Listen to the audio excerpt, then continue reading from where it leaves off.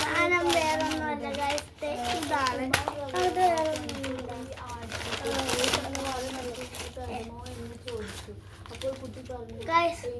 ഇതിനകത്ത് ഒരെണ്ണം തരാട്ടാ.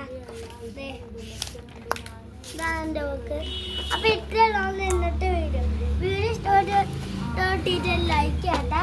Channel ഇഷ്ടപ്പെട്ടിട്ട് subscribe ചെയ്യണം. അപ്പൊ എല്ലാവർക്കും പീസാ.